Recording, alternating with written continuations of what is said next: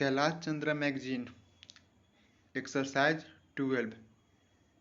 Be ready. 5 seconds to go. Start.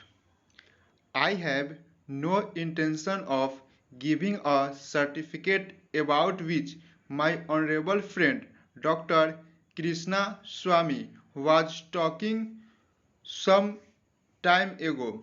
Since anything like a certificate being given by any member of the business community is likely to be misunderstood, but the fact remains that impartial observers, both here and abroad, have testified to the soundness and stability of our finances, which have successfully withstood severe stresses and strains of the changing economic factors, both national and international, and for this the fullest possible credit is due to the wise handling of the situation by our present finance minister.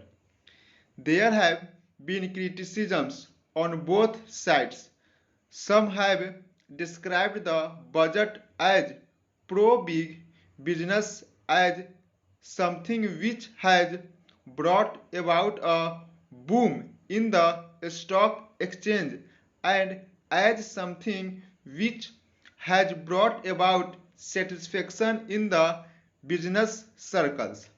The fact is that if there has been any satisfaction, it has been due purely to negative features of the budget and not because any positive relief in any direction has been given to business or industry. It is true that there were certain fears in the minds of the business community that in view of the expanding and growing needs of the center, the finance minister might resort to certain further additional taxation, and since those fears were not realized, there has been some slight recovery in certain stock exchanges, but that does not in the least mean that whatever relief and legitimate relief was due to the business and industrial community has received any adequate response from the finance minister.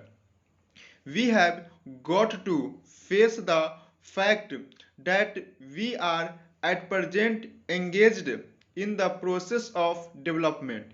People who work about UK and USA conveniently forget that these are the most highly industrialized countries in the world, and our taxation system, so long as we are engaged in expanding and building our economy, must be adjusted and linked with the requirements of the expanding economy and should not be compared with the high taxation levels that may be prevalent in UK and USA.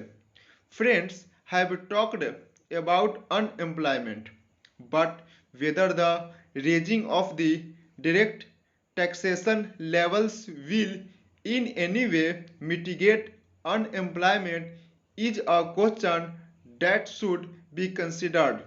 If the finance minister gives substantial relief in direct taxation, I think that might lead to an acceleration in the pace of development.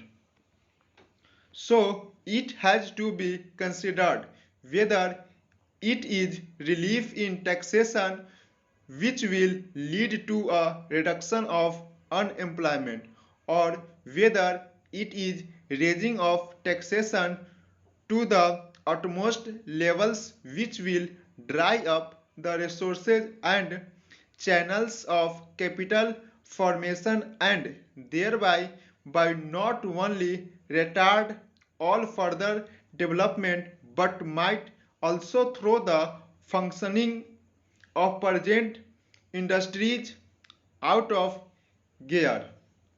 So, my submission is that when the Taxation Inquiry Committee has been appointed, it is only logical to expect that no substantial changes in the taxation structure will be made until the findings of that expert committee are known, until we know the incidence of taxation in the various sectors of our economy. Now, coming to the question of deficit financing, I am afraid that my esteemed friend's attitude was somewhat different from the line of opinion in the business and industrial community.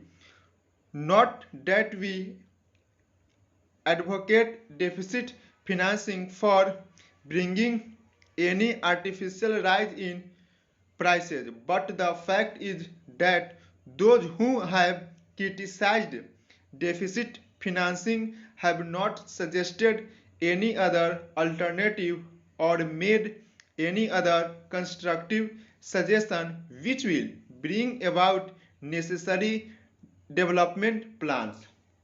After all, the fact has got to be faced that whatever program we have set out in the national plan should go on unimpeded by any financial considerations.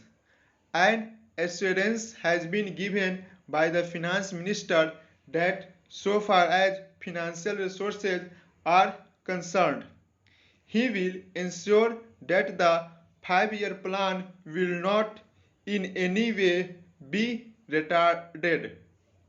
In this connection, I can only say that deficit financing is one thing so far as the revenue budget is concerned, so far as normal expenses and expenditure are concerned. Certainly, nobody would advocate deficit financing, which might be very undesirable. But when it is a question of doing something abnormal, of investing something in productive channels, then certainly some risk has got to be taken, and I think the finance minister has been fully cautious in taking whatever measures he has so far. We know the measures that the government took for contracting money supply about the end of 1950 and certain other measures adopted which brought about a slump. Also, from time to time, the finance minister did not hesitate to mop up the surplus, which, as the records would show, has been about rupees 300 crores during the past 4 or 5 years.